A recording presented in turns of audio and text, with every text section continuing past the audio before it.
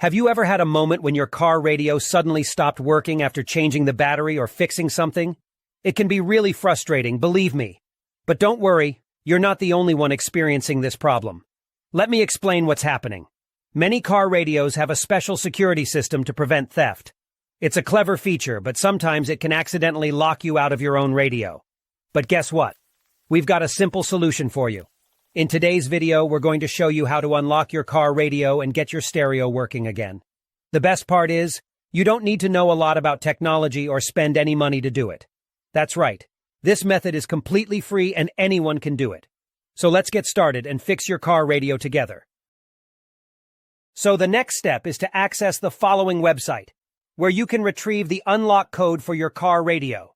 You can retrieve your radio code for free through a simple procedure, but in order to get it, you need to find the VIN number of your car.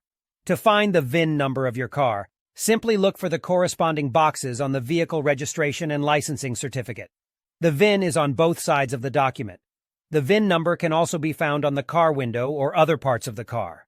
Once you find the VIN number of your car, you only need to complete a simple form with the car model, VIN number, and a valid email address. You will receive the radio code via email.